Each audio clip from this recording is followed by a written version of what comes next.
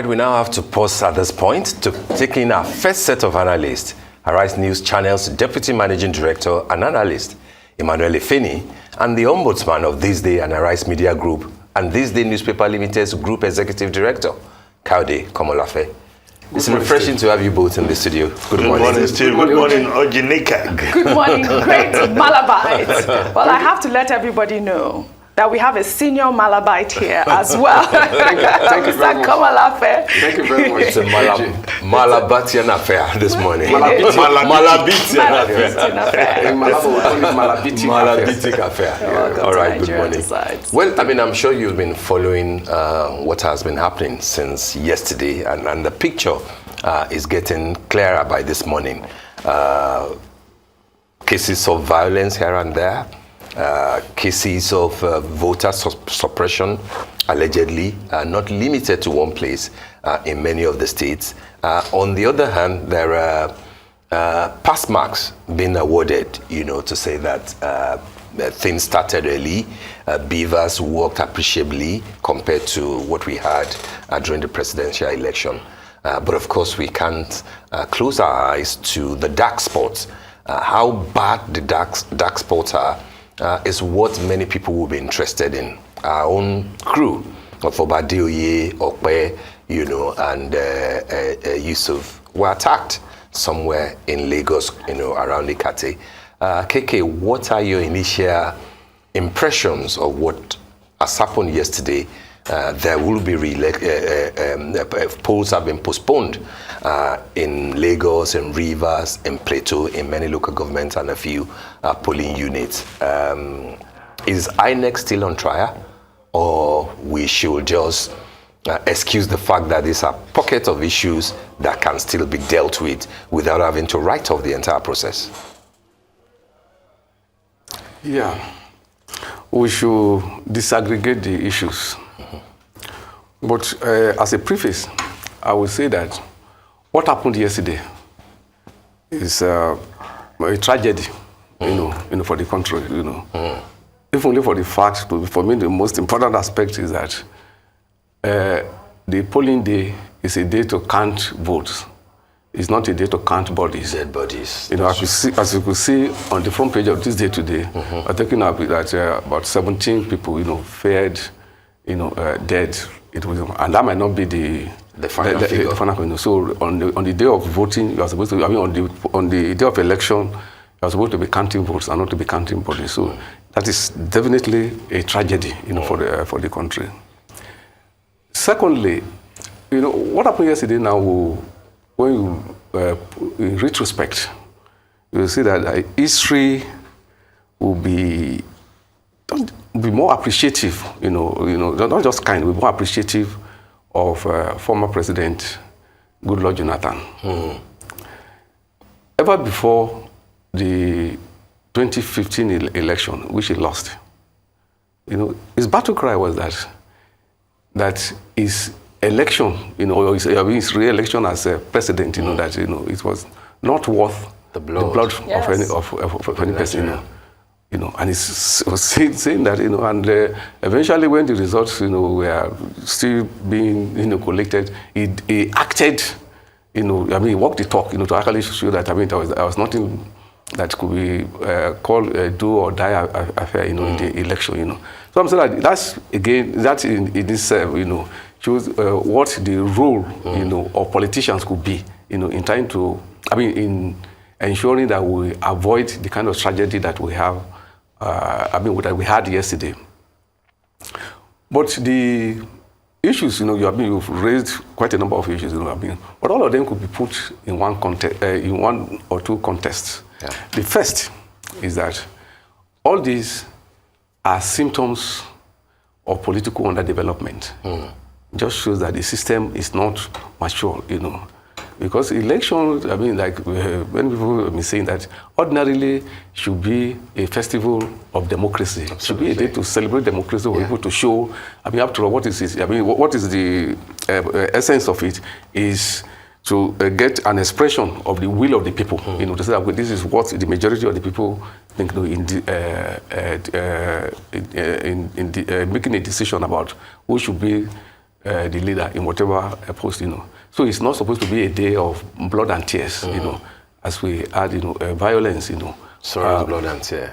I said it shouldn't be a day of sorrow, blood, and tears. Thank you very much. So it shouldn't be. It should be a day, but that democracy is celebrated. That the winner will serve all the glory that he has really worked hard, for it. The loser will say that he has lost, fairly, and will then look forward to the future. But that is not what we had yesterday. Now. But then, the matter, like I said, we need to have a retrospective view of things, that what happened yesterday again should not go the way similar incidents, happened in the past, that yesterday will not be the first time that, apparently since 1999 that we have had, very bloody elections, either during the election or in the aftermath, of the election, And beyond sermonizing, beyond lamentation, beyond anger, expression of anger, whatever, we should get to the root of the pattern to see that how do we prevent this from happening, such that in 2027 we will not witness, this sort of incident. It will not be a 4-yearly thing, happening, and that is that. Electoral violence, that is a form of crime that people commit. Those who kill, who are responsible for the killings yesterday, those who are responsible for the disruption, of votes, those who attacked, people who wanted to exercise their franchise, prevented them from doing so. In different forms, all these are crimes, in the book. So we don't need any new laws to be made, to criminalize those acts. They're already crime. But the thing is that it's happened in the past, and nobody was punished. Yes. For it. That's a key consideration, isn't it, KK? Yes. That there are no consequences.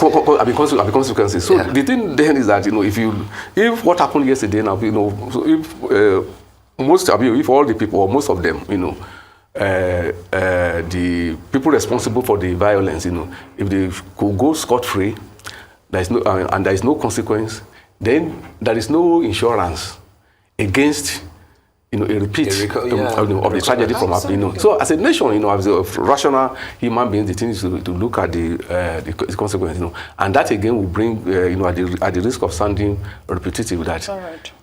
In an earlier case, of electoral violence, after the 2011 election, it was the same former president, Goodluck Jonathan, who was president then, set up a panel to investigate electoral violence. It was headed by Sheikh, Lemu, and other eminent Nigerians were members of the panel.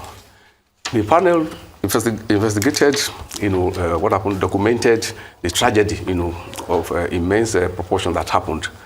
And one of the recommendations, which an earlier panel headed by Justice Mohammed recommended, was that we should have electoral offences commission, which can then establish tribunals to try it, because without holding a brief for INEC, there is no way you will, given the volume of the tasks before INEC, that you will expect INEC to be able to handle, the law enforcement aspect of the job, or taking the accused through the justice process.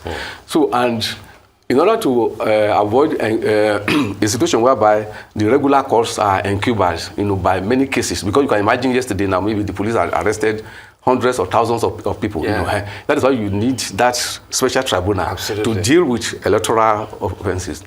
Now, the law, to the credit, of the administration of President Muhammadu Buhari, the process is already on. I think the Senate has passed the law, for the establishment. I think it is now pending, in the House of Reps, So, it would have been better if years before now, if that commission had been in place and it's already working, and you have the tribunals, and perhaps those people who were responsible for electoral violence, for crimes in 2019. Even I tried it, and maybe now, justice has been, dispensed. Maybe, that's just talking conjecturally, maybe you will not have a repeat, what happened, or maybe what happened will not be of that magnitude. So this is a reminder again that we should deal with it in a structural way, in an organized way, so as to have, so as to avoid a repeat of the tragedy in future elections. All right, let's bring in Emmanuel Ifeni into this conversation. I'd like for you to analyze the violence in Lagos. I mean, we saw into that report, the earlier report, there were some polling units that were good. Femi Gbajabiamila, Speaker of the House of Representatives, said that INEC had upped his game because he had a seamless voting exercise, so as Fashola. But we also saw those civil society groups that put the violence rate at 31% in Lagos. Walk us through what you experienced yesterday and what you think of the violence that occurred in Lagos.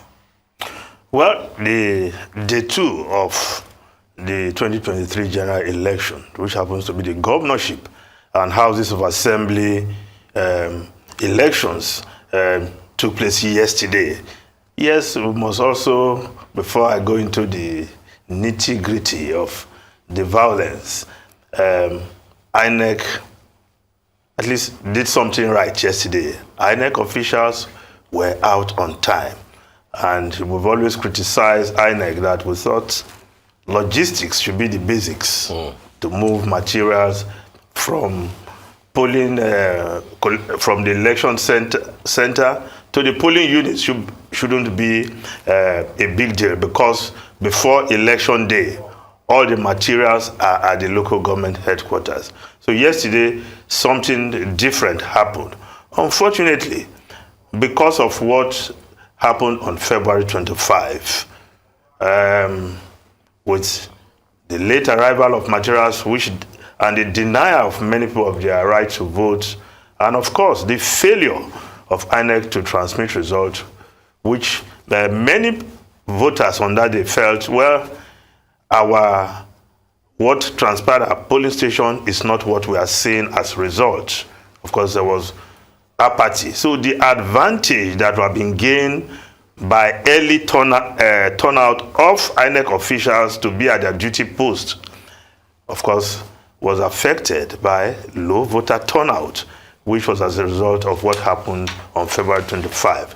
But more importantly, yesterday, violence. And we are not just going to limit it to Lagos. I'd like you to access Lagos. Yes, because the 17 people that were killed yesterday was across the nation.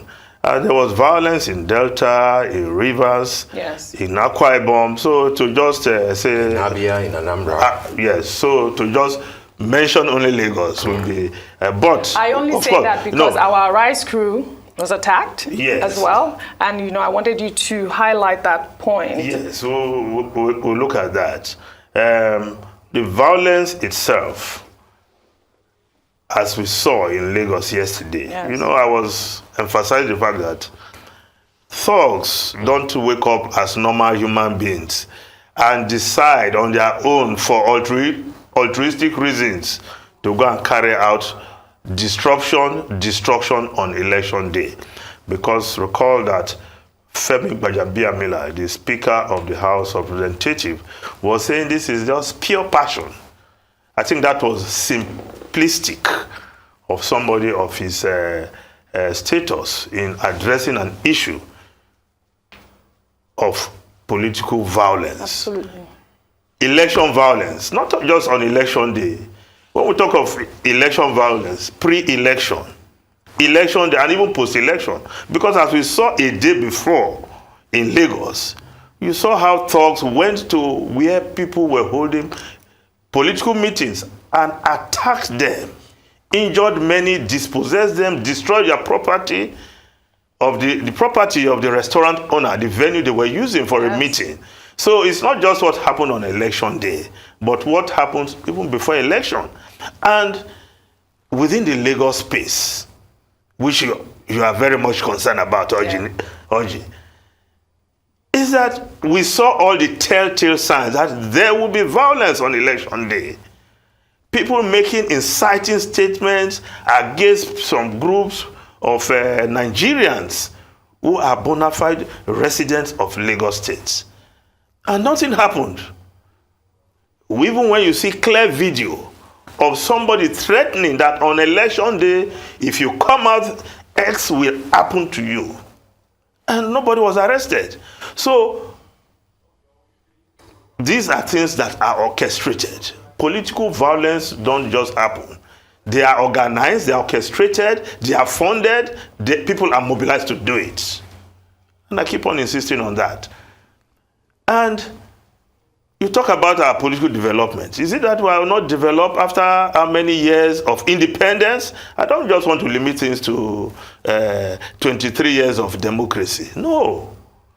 In a country by our side, Republic of Benin, KK, you will recall, after they started multi-party democracy, after long years of Matthew Kiriku's rule, and they adopted multi-party democracy, it has been seamless in that country. The first multi-party election, remember Soglo, the World Bank economist, yes. Dr. Soglo, yes. He won.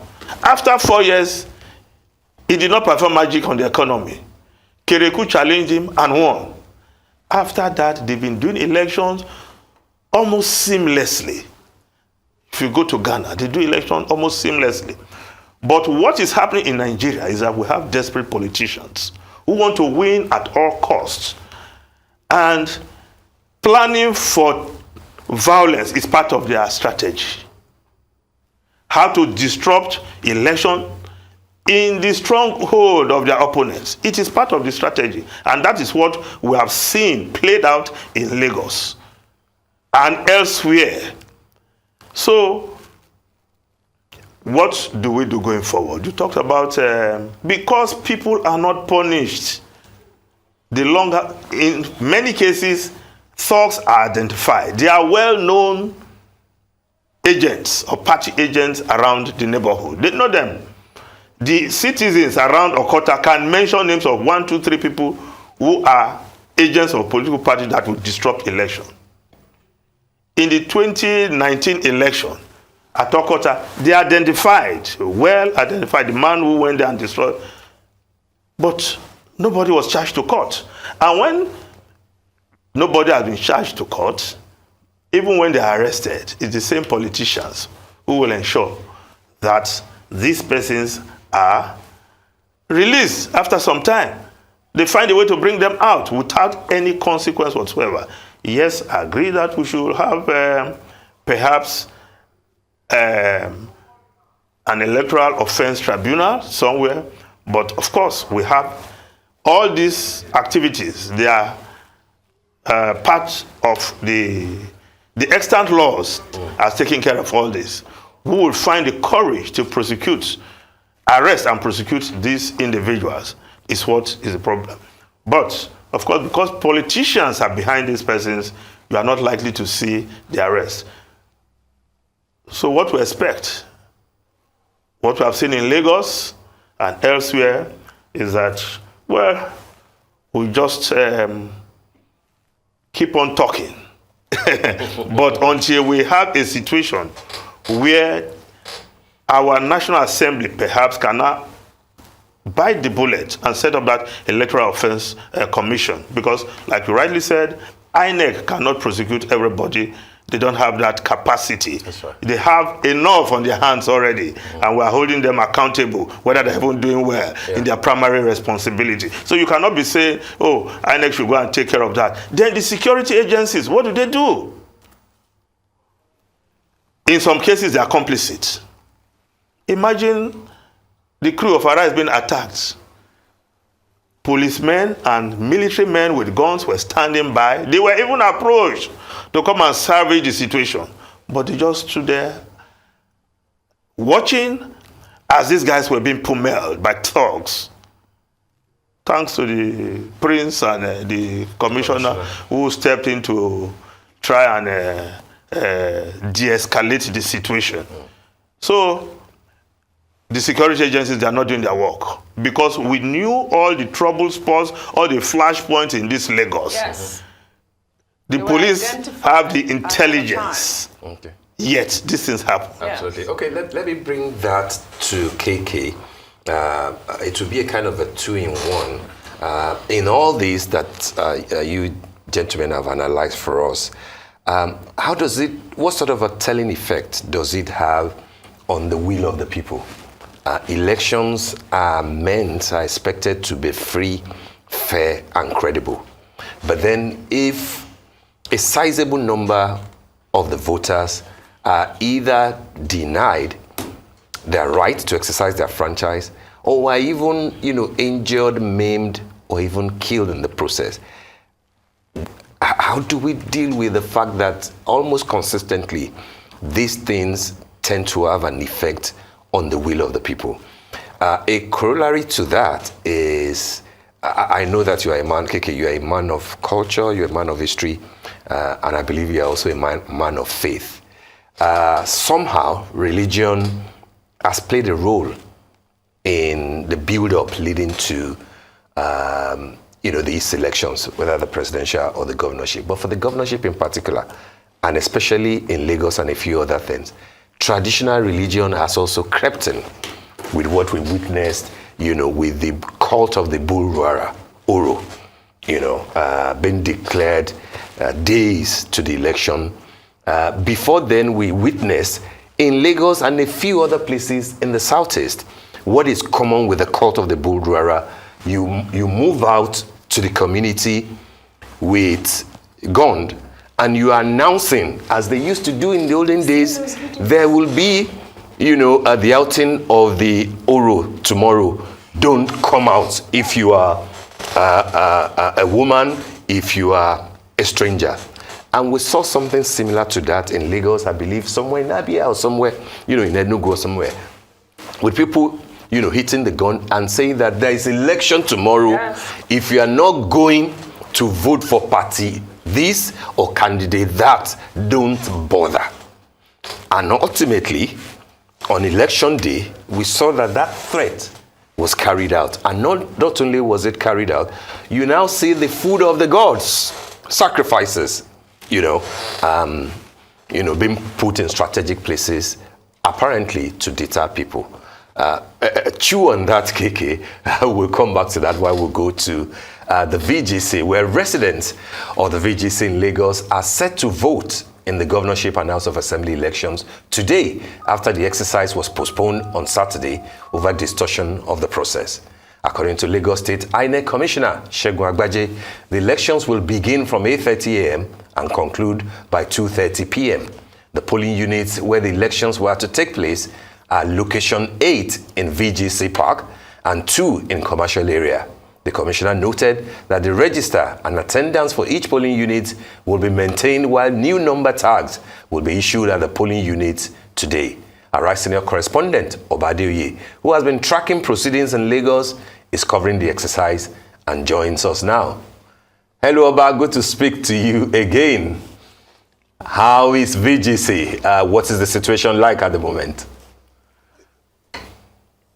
Yes, at the moment, accreditation is about to start here at the VGC. This is one of the polling units where the exercise will be taking place today. You can see a number of voters are already seated here, waiting to take their turn, being accredited and casting their ballot here any moment from now. You remember that yesterday, we came here yesterday, we saw hundreds of the residents of VGC at the gate there insisting that they were not going to go outside of this place to cast their vote, because the last election, during the presidential election, the exercise took place within the premises of the VGC. But suddenly yesterday, INEC ad hoc staff that came, positioned their materials outside the gate, and the residents insisted that none of such was going to happen because, one, they're exposing them to needless risk. Then two, the spot outside the gate is not the registered polling point for the residents of VGC, and that was why they insisted they were not going to vote. So the resident electoral commissioner was here yesterday, that's Segun Agbaje, and he promised that the exercise will take place across various polling units, 8 of them, within the VGC today, where 6,024 voters are registered. So that's what we are witnessing right now.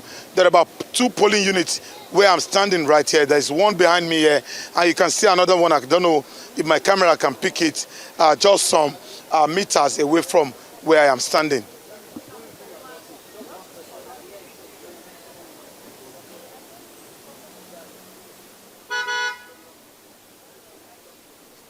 All right, Oba.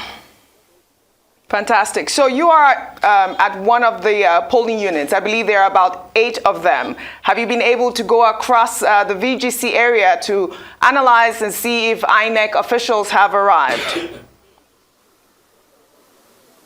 Yes, after leaving this place, we'll check other points. But, you know, like I just told you now, there are 2 polling units here, and the voters are ready, comporting themselves, you know, eager to cast their ballot. Everything is under control. The atmosphere is cool. Everything is orderly. And any moment from now, because I spoke with, okay, you can see accreditation. Have you started accreditation? Yes. Okay, accreditation has just started here. You can see one of the voters here, the senior citizen sitting down there, is about to be accredited, and he will cast his ballot any moment from now. So everything is under control, and you know, there's no curfew today, like is the practice in Nigeria, anytime an election is taking place, because this is a supplementary poll. So everybody's going about their normal activity. People want to go to church on their way to their churches. People want to stay at home. People want to go out for one form of recreation or the other. Everybody's moving about peacefully, and everything is in order here at the VGC. All right, Oba, do you get any sense that being a Sunday morning that voter turnout might be affected? What is the response like? And have you been able to speak to the chairman of the estate, the gentleman that we spoke to yesterday? Any fresh update from him whatsoever? All right, Steve, don't forget that this is a community of enlightened people. It's a community of exposed people. They truly understand what the situation is. They understand the import of this exercise. But this morning when we got here, we saw quite a number of them. You can see them on camera. My camera is panning there. You can see we have quite a number of them waiting patiently for the ad hoc staff to set up their materials and for the exercise to begin in earnest. So they understand the process, and I believe that, you know, quite a number of them will come out to participate in the exercise. Don't forget that there's no curfew today, so they will do it like a sandwich programs alongside other programs that they have for the day. That's going to church, doing all sort of recreation activities and what have you. So from here, we are still going to check the remaining 6 polling units within the estate to see if the situation is the same across board. All right, Oba, have you had a chance to speak with some of the ad hoc staff there? I believe one of the reasons they moved the polling unit outside the gate was because some of the ad hoc staff had said that they were traumatized from the February 25th presidential election. Do you have a sense of what they are feeling at this moment? We've not been able to speak with anybody except the ad hoc staff here, who confirmed to us that all is set and they are ready to, you know, go through the process as directed and as stipulated by the INEC guidelines. But yesterday, I spoke with the chairman of the Resident Association, and he said that the residents here, they were resolute to cast their ballot, exercise their franchise, and make a choice of the candidate that they want to lead Lagos and to represent them at the Lagos State House of Assembly for the next 4 years. So let's see how things pans out. It's too early in the day to determine the level of voter turnout and to determine what plays out in this exercise. But from here, we'll check other polling units, and they will be able to confirm all of those, and we'll bring you up to speed with happenings in those places. All right, Obadeoye, thanks for a good job, and do stay safe out there. Okay, so we're back in the studio, and KK, I was talking about the invocation of the gods and the deities into electoral matters, you know, in a few states, in Lagos, in some part of the East. When you hear Kereo, you know, and they are beating the gong, you know, all over the place, you know that an invitation is being made to the extraterrestrial to be part of the booty. I mean, what do you make of this? And will it be fair to conclude, as people are saying, that when you are inviting the girls to be part of something like that, you are basically asking the mortal to stay away? Yeah. Thank you. Let me take the first aspect of your question before we went on break. Yes. And that is the impact, of violence on the will of the people, because the essence of election is the expression of people's will. Absolutely. So, and nothing should be done to undermine the people's will. Definitely, electoral violence, all these electoral offenses, they all go to not just to impair, but actually undermine, to subvert. In fact, the word is to subvert. It's a subversion of the people's will, which should be freely, and fairly expressed. Now, yes, your thesis, cannot be faulted. Is correct. And that is the consequence of that is very obvious. That you have low voter turnout, and this election, this electoral season has had the bad reputation of being the worst in terms of low turnout of, that if you look at it, it is 1999. Right. Increasingly, the voter turnout has been on the decline. And I think this is the lowest point that we've got to, Of course, in order not to digress from the main issue that you were discussing now, the reasons for that, are many, and I think it's a thing that should attract the attention of not just politicians, but even the members of the public, because in a way, when you have a low voter turnout, it is a mark of a huge democratic deficit. It puts the legitimacy, of that particular, of the outcome of the election, into question. When you have 93 million registered voters, about 87 actually collected PVC, which means that you are ready to go and vote. And at the end of the day, you don't have maybe up to 25 million. So how do you know what is in the mind of the maybe about 60 million that are armed with their PVC, but they are not voting? So I'm saying that it's a huge deficit. It's a huge democratic deficit, which to me is perhaps the big issue of this election that nobody is actually addressing. I mean, the trend should not continue. That's right. That increasingly more and more people are not interested in taking part, in the democratic process. More and more people are not interested in how you determine who is going to be their president, who is going to be their senator or governor or House of Assembly member, And that brings in the question I was talking about, political development. That in itself is a measure, of political development, because the principle of participatory democracy is that more and more people, should be, interested. Yeah. People's interest should be, galvanized. There should be a momentum that people want to be part of that particular decision, to change things, along with others, so that at the end of the day, you will know what the true feeling of the majority, of the people, So if you have 25 million people voting out of 93, so can you actually say that is the true feeling of majority of the people? No, But then in legal terms, even if it is only 1 million that it's okay. That's we should distinguish between legality and legitimacy. So the issue of concern here is about the legitimacy, is about the quality, of it, is about participation.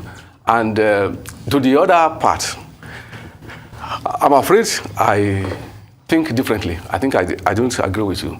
I think there's a prejudice here, and this is a purely cultural prejudice. When you say people bring in Oro and this thing, in what way is that different from people who had vigils in Pentecostal churches before the election? Pastors turned their pulpits into podiums, campaigning for their candidates. Let me just finish. Let me just finish. Before you move on, the way it's different is that there was no restriction of movement. I'm making an argument. Okay. You can't read my mind, OJ. Okay, no problem. I'm making a point. I'm establishing a thesis. So let me just finish. Then you can reply. Yes. You must be careful. Yes. The gods are speaking. Yes. No, it's not. No, it's a human being. It's a human being that is speaking. I'm just trying to disabuse your mind, from prejudice. So I'm saying that, so it is not different from Pentecostal pastors who preach, who campaign on their pulpits, who prayed, for their candidate. It's not different from imams who prayed in mosque and adopted candidates and even made a prediction, according to their own faith. So I'm just saying that we should not inferiorize the African, traditional religion. So because our constitution says that there shall be no state religion. That makes Nigerian state to be secular. But the Nigerian society, the Nigerian people are religious people. And that's saying they are more religious. So I'm just saying that the oral worshippers, they have as much right, equal rights as others. But that is how it goes. Where the problem now arises is that in trying to exercise your freedom of religion, it should not be in collision with the law of the land, the rule. For instance, on the day of the election, the federal government, there's a rule that is a day, there's even restriction of movement, so that people will have a secure and a safe atmosphere, to and free access. Free access. And free access, Yes. So no, not even a state government, much less a traditional ruler, not even a state government, can make a counter order, that will be in collision with that. So what was wrong in what they have done with that, it's not just a clash, but that when you say you declare a curfew during the day, that is in direct collision with the rule, the federal government, that which is that people should have access, to go and vote in a secure, and free atmosphere. So that is what is wrong, but not they have the right in their own, according to their own faith, to make whatever invocation that they want to have, but it should be within the context, of the law. Yeah. So what is questionable is if for instance, let's give the current example. Right now in VGC, voting is about to take place. Now, if you have a church, a branch of a church in VGC, now it is left for anybody who is a resident there and who is a voter, to decide whether he wants to go to church now and not go and vote, or to share going to church and to go and vote. The church has no right, to make any rule and say that because this is the time for worship, therefore nobody should be outside. All members of the congregation should be in church at this time. It's free. The church is free to operate, and conduct its worship. The voters, whoever wants to go to church or wants to go to the polling booth, should also be free to do so. That is what the law is. I think that clarification is very important. There is nothing wrong in anybody performing his role or making sacrifices or whatever. It's their freedom of religion, and it's a constitutional right which should be respected. So let me tell you have made contradicting statements here, Mr. Komalafe. Nobody is inferiorizing Oro. I don't believe that was the conversation at all. Okay. The conversation was the point that you have just made, which is the restriction of movement during the political season. I'd like to bring Mr. Ifeni into this conversation as well. Yeah. Just to clarify before Emmanuel comes in, I'm sure that KK knows that I'm also, to an appreciable extent, I'm also a lover of culture. A man of culture, yes. And I will not in any way denigrate our culture, because I practice it, I believe in it. Yeah, but I'm saying that, and my point was to say, just like we have had... And you have written about it. Let me give you the conversation. Just like we have had, the incursion of Christianity and Islam into, the political sphere. I'm saying that if what has happened as for the Urus and the cult of the bull, Ruaras and other parts of Nigeria is to be accepted as traditional religion, are we not inadvertently getting into the area where we unwittingly denigrate and expose what we consider to be a traditional religion and sacred to ridicule and to the fact that, you know, all we tend to show about them is that they are fearful and that they tend to shut out others who don't believe. The point I made earlier was that when you have the gong, you know, being sounded earlier, and to announce to the people that strangers, foreigners, women, etc., should stay away, which happens to be on election day, and people who we could consider to be adherents of that particular, you know, cult are saying or said in specific terms, if you are going to come out and you won't vote for a particular party or candidate, stay away. I thought that was key. If you are going to hide under traditional religion to ask other people not to exercise their voting rights, I'm not sure that you know, you have removed legitimacy from that religion, and it exposes that religion in a bad light. I will respond to that. Okay. And that just to show that there is no disagreement between us. My own point is even more fundamental, that not even on election day, any day at all, I don't think anybody has the right to impose curfew, except government. There are laws, government, you know. To impose curfew in this country is a legal matter. There are laws, you know. So, and the authority of the person who is to impose curfew is there, is there in the law, you know. Yeah. And there is no law which empowers any traditional ruler, you know, or whatever, of any faith to impose curfew, you know, whether in the night or in the day. Yes. Because the truth of it is that even if you are not even talking of a setting that is as cosmopolitan as Lagos, even in the village, even in the village, since you are not sure that everybody in that village is a devotee of the Oro that you are worshiping. So if you are giving an order, it's only applicable, you know, to those people who are devotees. So even if there is only one single person in that village who does not believe in it, you have no right to restrict his freedom of movement, which is a constitutional right. It's a human right. Yeah, so that is what we should emphasize. You know. So even if it is not even on election day, any day at all, you know. So I mean, there is freedom of religion, and in exercising that your right to religion, it must be according to the law. Absolutely. You know, because we live in a multi-religious society, and also the Nigerian state is a secular state, you know, which does not adopt any religion. All right, Mr. Komalafe, let's bring in Mr. Ifeanyi quickly so he can join this conversation. I know he has a lot to say. Well, I know KK, a defender of culture, and Steve, way back in time, as a reporter of culture and arts, and he has taken it on another level. On culture, But he has made a point. This discussion is not about inferiorizing traditional religion, as they call it. But not many also will agree with your parallel of the way they have put to use the Oro festival on the eve of election and on election day to Pentecostal churches who do night vigil. Many will also take offense to that comparison, because when people pray, they pray. If you go to your shrine and pray for your candidate to win, I'm not sure anybody will fault you. Just as if a group of Christians decide to pray for their candidates. But what these guys have done on the eve of the election and on election day, you're going to put pots of sacrifice, or is that what you call it? Yeah. Ebo. I think that's even the name in one of the languages I speak.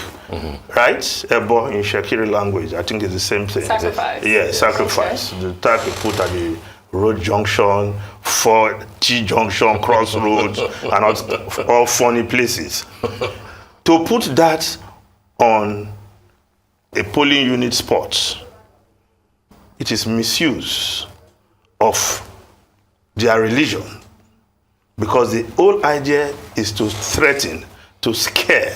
I haven't given prior scare notice to people who are not likely to vote for a certain party or candidate should not bother to come out. And it is an offense, because I was that point is important. Yes, it is an offense If it's because wrong, contrary to the provisions of the Electoral Act, yes, because offense on election day, Section 126 lists a whole of the Electoral Act 2022 lists a whole lot of items. But if we just look at Section 128, it's called threatening. It's an offense.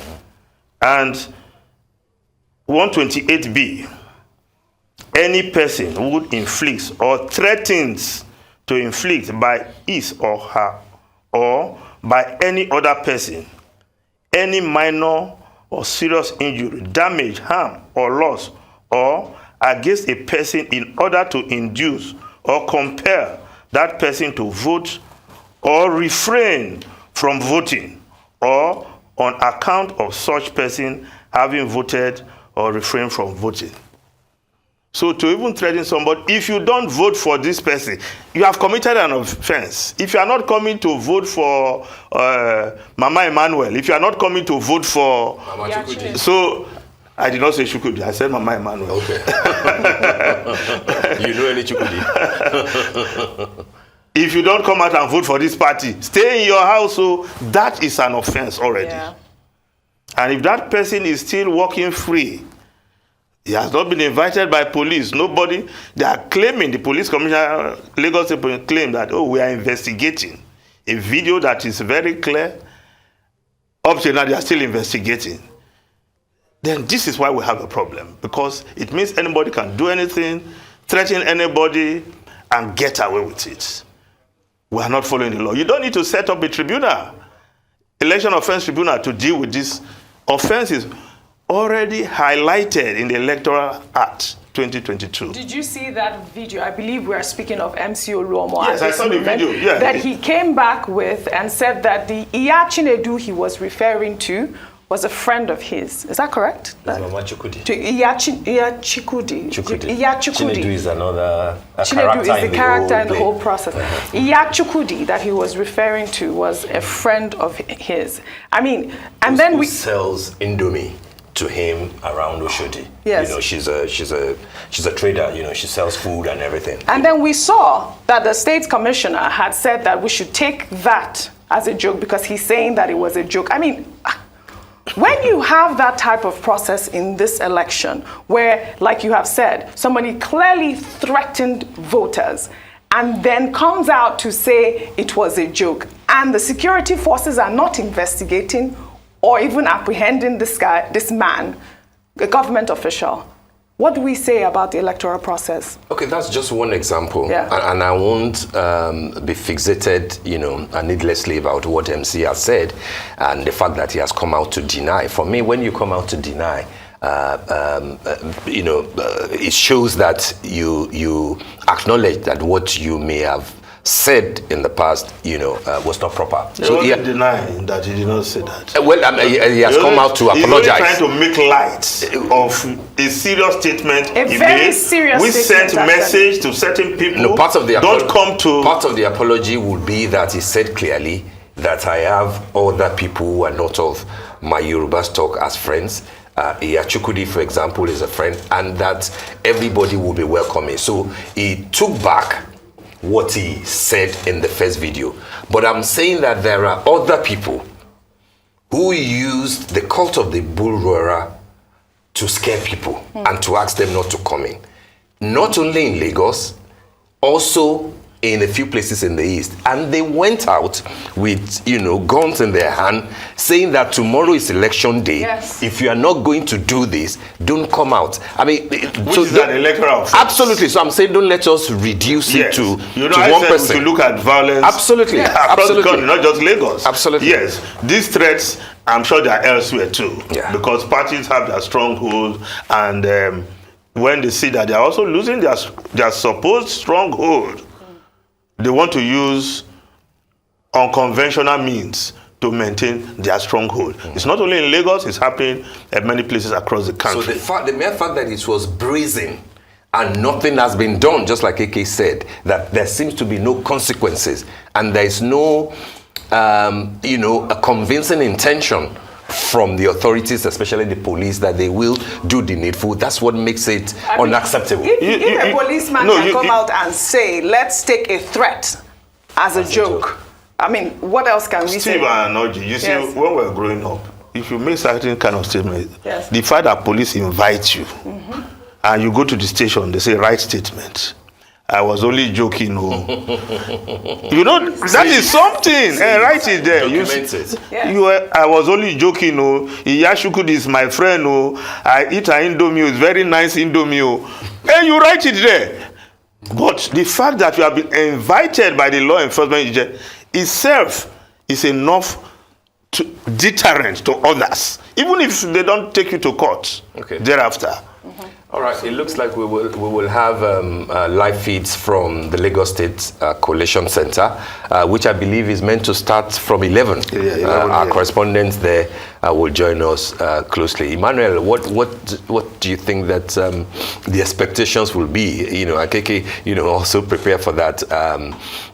It was an unusual election in many aspects. By 11 o'clock, when the collation center will become active, how do you think that Lagosians in particular, has been a microcosm of what to expect in other parts, will process, the things that will come out of the collation center?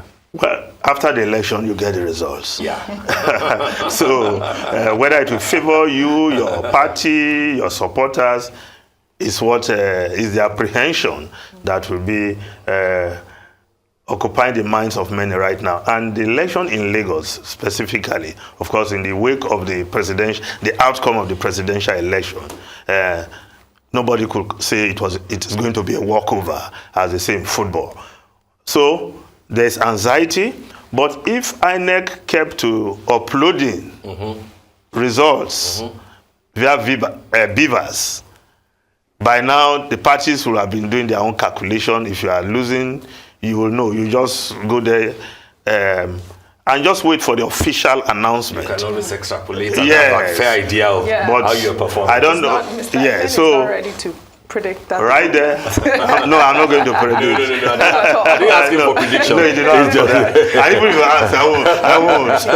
Even if I have all the Beavers results, I won't announce anything because by law, I don't have the authority to do that. The gods will even be angry if you do that. All right, I think we have to go on a short break now.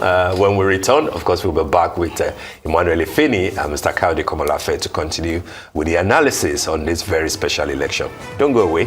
We'll be right back.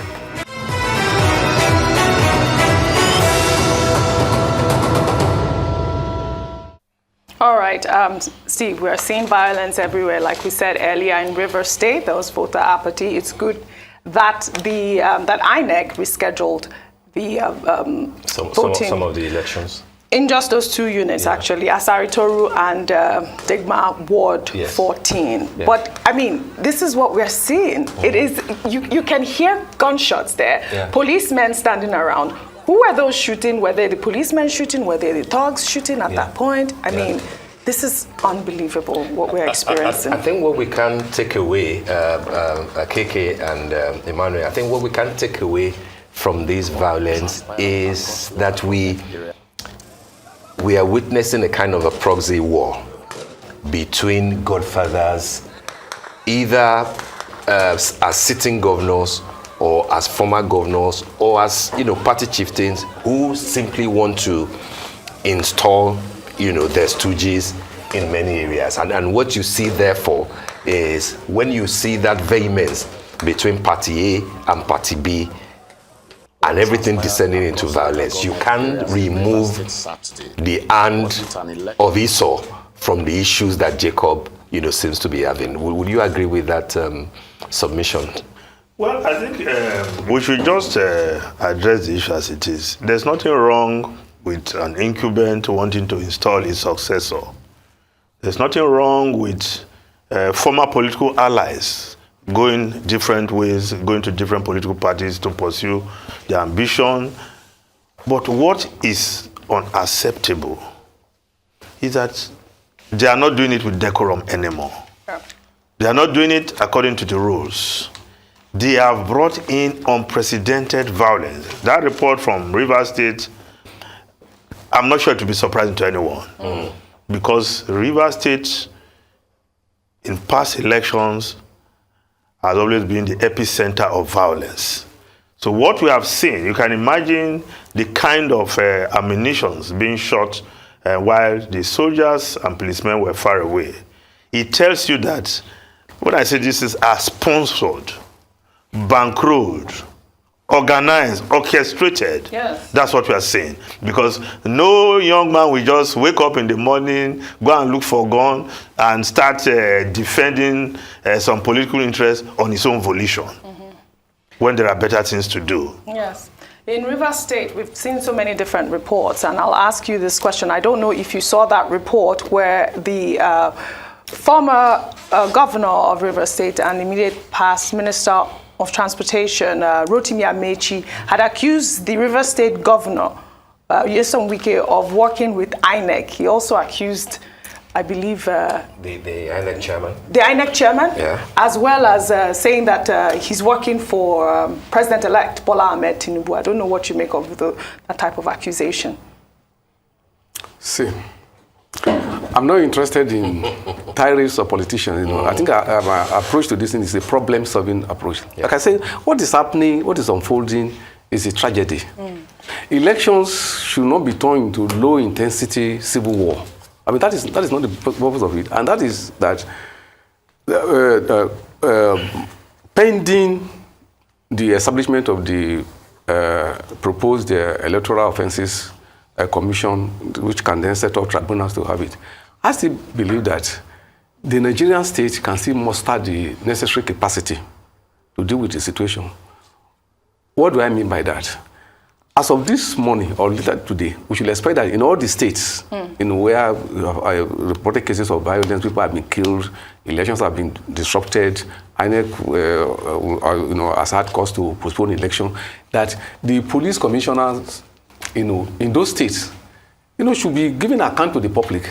How many people have been arrested?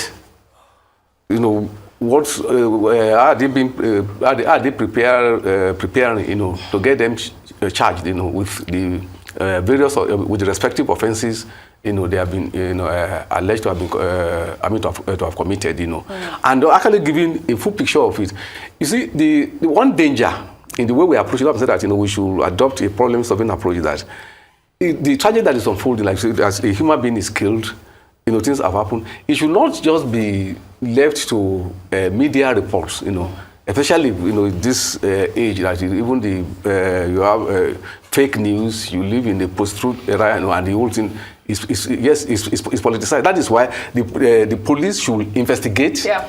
Investigate. So to me, the proper information as to what actually happened, whether in Lagos or Rivers or Akwa Ibom or Delta or anywhere, should be that the police, has done its job, in investigating those who have committed the crime, they have been arrested or they are in the process of arresting them, and then to be taken through the judicial process, so that we have, authentic, information to deal with, and that is the only way, because if it's just left to these tirades of politicians, or politicians, A says this, B says this, you are, you be thief and not be thief, but it's important to analyze such comments. When you hear a comment from people in that type of position of power, making such accusation, I mean, what do you make of that, Mr. Efeni? Well, there's nothing really new in the accusation. Yeah. That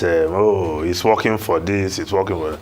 These were people who were very close friends and political allies. And if they are falling out of favor with one another, and they shouldn't bring the state down. They shouldn't bring the state down. And what Nyesom Wike is utterances before the election clearly showed that he wasn't ready for peace or peaceful election. telling people that if you don't work with us, you cannot come and take contract here, and you are going to work against us. We'll finish you. We have the video. What kind of talk is that?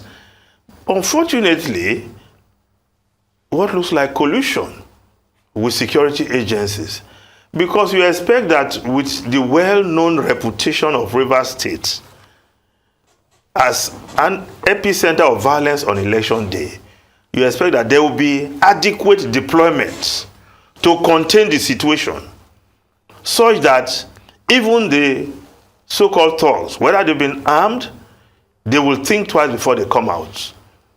But what do we see? What do we see? So you expect that the security agencies, they have the intelligence, don't they? They do. So why don't you have adequate deployment to contain the situation? The chief of army staff, the chief of defense staff came out to speak before this election, and he said anybody who comes out in the thug, you'll be giving bloody nose. Yes. But what have we been seeing? Yeah. Voters, innocent Nigerians getting bloody nose, broken jaw, From and all thugs. that. Yeah. Even when soldiers are very close Absolutely. by. Because they're complicit.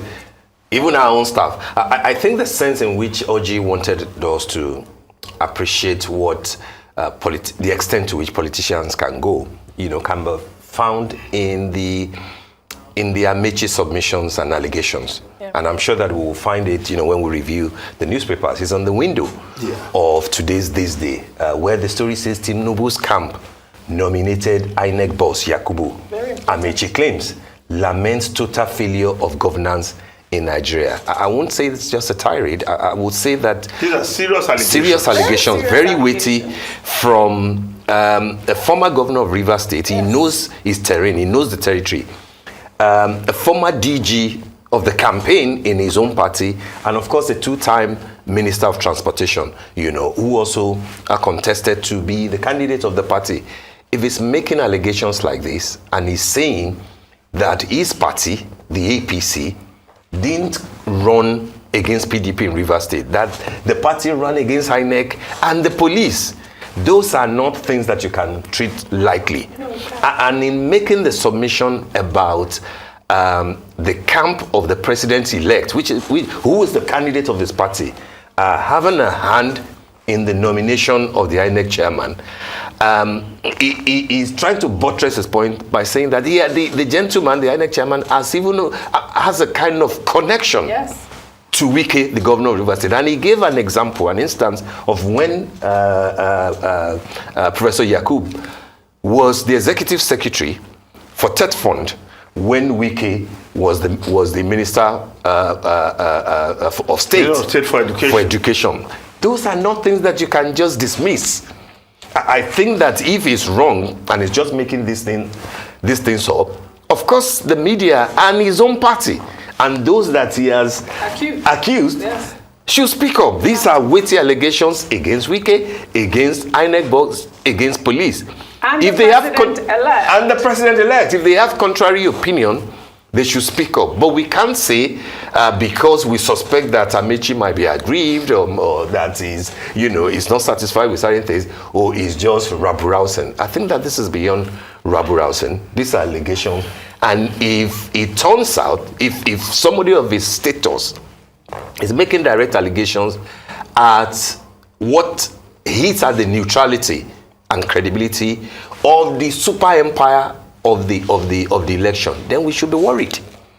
Not just because of now, but because of the ultimate outcome of and subsequent election that we may witness. So I think that it's important that this has to be kept on the front burner, people should speak. Let us chew it and find out what is happening. We're not the one who asked Amishi to speak. He did at the polling unit. I guess we can analyze that during the newspaper review.